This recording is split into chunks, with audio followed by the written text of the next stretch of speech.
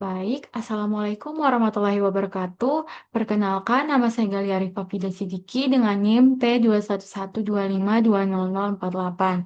Saya berasal dari Fakultas Kesehatan Masyarakat, Program Studi Gizi, dan saya dari kelas B.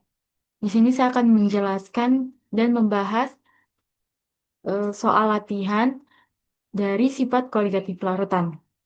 Sebelum itu, kita harus tahu apa sih itu sifat koligatif larutan.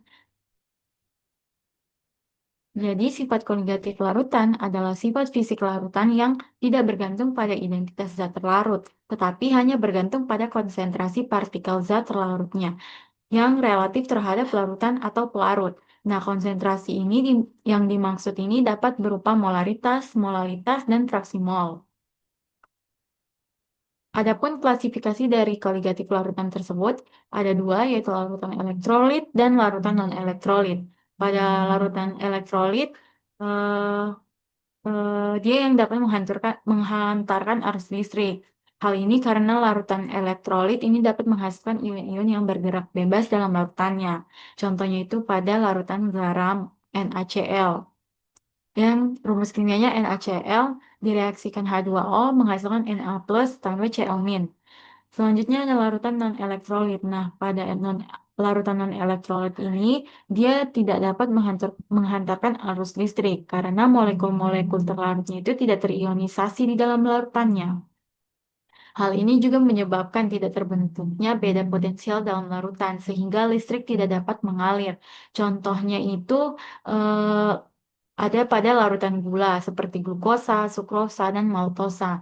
Adapun juga di larutan urea, serta di larutan alkohol, yaitu metanol, etanol, dan propanol.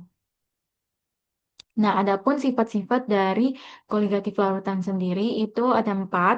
Yang pertama penurunan tekanan uap atau delta P, kenaikan titik didih atau delta Tb, penurunan titik beku atau delta Tf, dan tekanan osmotik atau Pi. Nah, pada kenaikan titik beku, eh, itu dia konsepnya, eh, konsep umum dalam kimia itu dia penurunan titik beku atau kenaikan titik didih itu fenomena di mana eh, fenomena di mana titik beku suatu larutan itu lebih rendah daripada titik beku pelarut murninya. Seperti ketika menambahkan garam ke air, itu dia akan membeku pada suhu di bawah 0 derajat Celcius. Nah, fenomena ini juga terjadi karena zat terlarut itu menghambat pergerakan molekul pelarut untuk membentuk struktur kristal yang padat.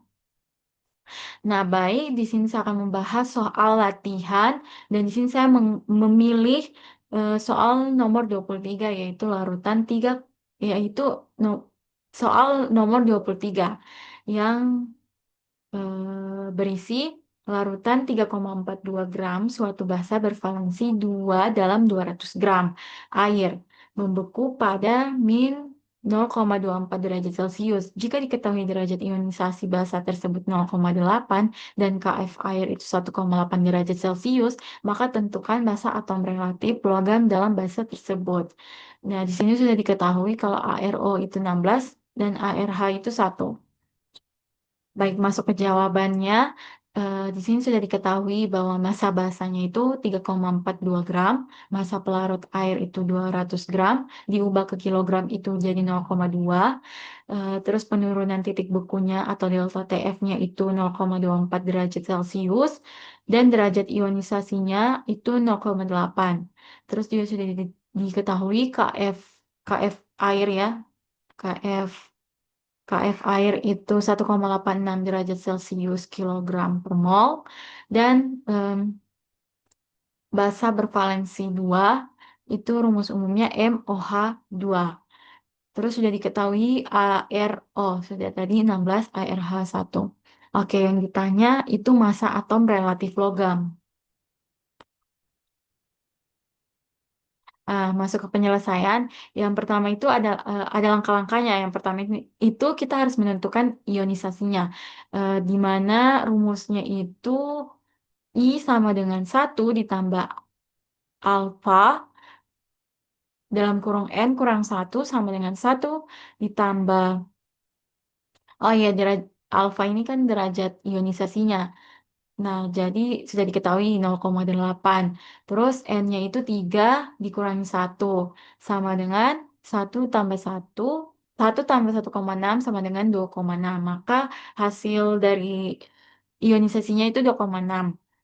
Selanjutnya langkah kedua itu kita memasukkan rumus penurunan titik beku. Di mana rumusnya itu em,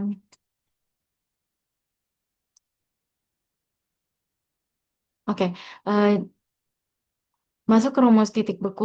Jadi 0,24 dikali sama dengan 2,6 kali 1,86 kali M.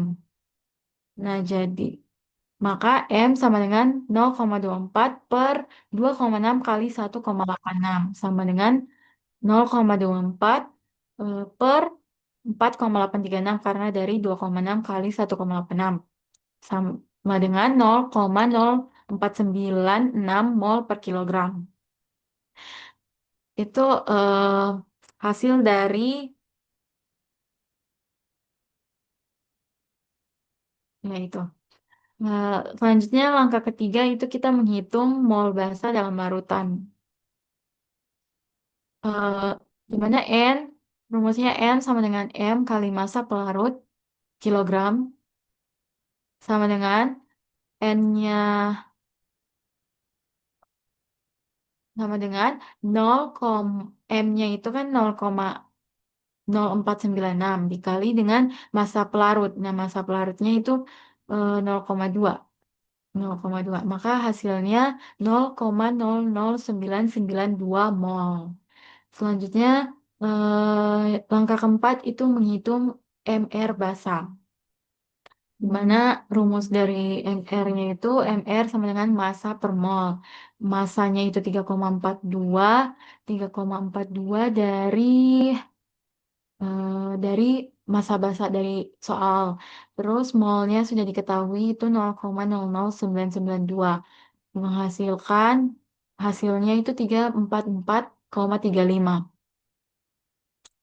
Selanjutnya langkah kelima itu menentukan AR logam dalam MOH2. Jadi MR, rumusnya MR sama dengan M ditambah 2 OH. Nah, OH itu sama dengan 16, maka OH sama dengan 16 tambah M-nya kan M-nya sudah diketahui 16. Ya, M-nya sudah diketahui 16 eh, ditambah 1. Oh, 16 ini dari ini dari AR oksigen dan satu itu dari AR hidrogen. Maka dijumlahkan jadi 17. Maka M tambah 2 dikali 17 sama dengan 344,35. Eh, Terus M sama dengan hasil dari 344,35 ini dikurangi dengan 34. Nah, 34 ini